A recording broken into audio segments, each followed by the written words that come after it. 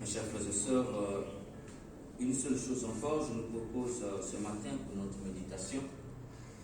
Qui ne pose pas de bonnes questions sur sa vie représente un danger pour les autres. Chers frères et sœurs, avez-vous déjà observé et réfléchi, j'allais dire médité, devant un jardin des épinards? On les plante, elles donnent bien. On les arrose, elles jouissent d'une bonne santé. Mais jamais elles ne se posent des questions sérieuses sur le pourquoi on les plante, on les arrose, tout en prenant soin d'elles. Jusqu'à un jour, paf, on les coupe, on les prépare et elles disparaissent à jamais. Il y a des personnes sur cette terre qui ne se posent jamais des questions sérieuses sur leur vie. Qui sommes-nous? D'où venons-nous? Pourquoi je suis tel plutôt que tel autre? Pourquoi je suis ici plutôt que là-bas? Pourquoi je suis avec tel plutôt qu'avec tel autre? Pourquoi je suis noir plutôt que blanc? Pourquoi je suis dans telle famille plutôt que dans telle autre? Pourquoi nous sommes ici-bas? Où allons-nous? Ces personnes ne posent jamais de telles questions sur leur vie et vivent comme les épinards. Elles respirent, dorment, se réveillent, mangent, s'amusent, travaillent, profitent de la vie et jusqu'à un jour, paf, la mort arrive et elles disparaissent définitivement. Mes chers frères et sœurs, qui ne se pose pas de bonnes questions sur sa vie représente un danger pour les autres. C'est ce que nous pouvions retenir des textes d'aujourd'hui. En effet, dans l'Évangile, Jésus compare les actions d'un homme bon et d'un homme mauvais en prenant l'image d'un arbre.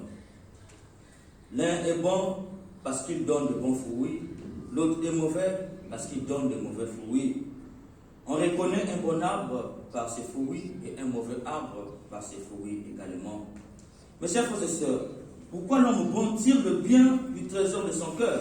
Autrement dit, pose de bonnes actions. Et pourquoi l'homme mauvais pose de mauvaises actions? La réponse est la suivante. L'homme bon a compris le sens de la vie et l'homme mauvais n'a pas compris le sens de la vie. Pourquoi? C'est parce que l'homme bon a posé de bonnes questions sur sa vie. Il a compris le sens de la vie. Tandis que l'homme mauvais, comme un coq qui ne se demande jamais pourquoi l'homme le nourrit et prend soin de lui, jusqu'à ce qu'un jour il est vendu et mangé. Il y a des personnes comme ça qui sont mauvaises, qui ne se posent jamais de bonnes questions sur leur vie. Or, quand tu as compris le sens de la vie, tu fais tout pour nourrir ta vie avec la parole de Dieu. Dès lors, ton regard sur toi et sur les autres change. Tu ne peux envisager les autres que le bien. Mes chers frères et sœurs, le sens de la vie est d'apprendre.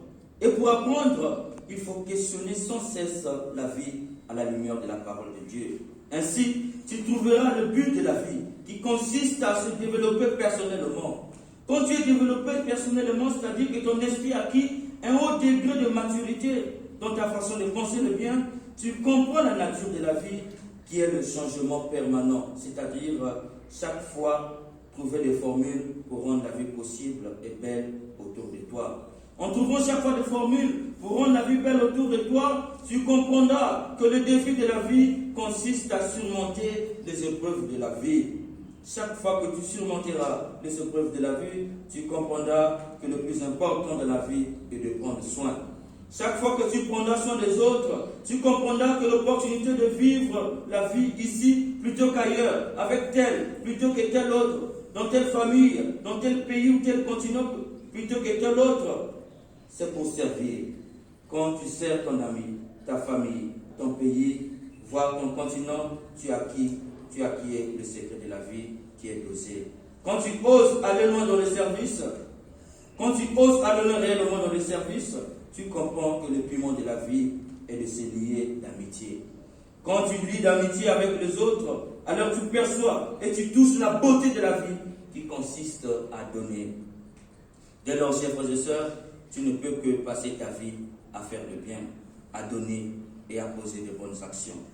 Il n'y a pas de place en cet instant pour la méchanceté, la haine, la jalousie maladive, le vol, le viol, la mesquinerie, la cupidité, l'avarisme, la tuerie, la vengeance et l'hypocrisie.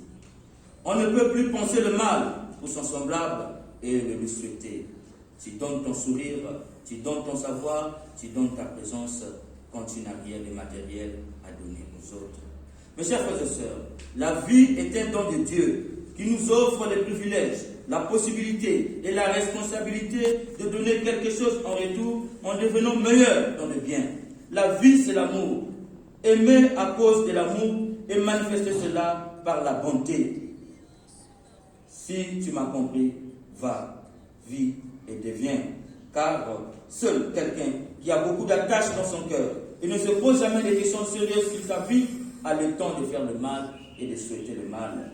Avec Saint Paul, disons au Seigneur, Roi, Dieu immortel, invisible et unique, honneur à toi et gloire à toi. Aide-nous à comprendre que la vie n'a de sens que lorsqu'on sert les autres, lorsqu'on pose de bonnes actions. Ce n'est qu'ainsi que nous allons mériter le ciel et que Dieu nous aide aujourd'hui et pour les siècles des siècles.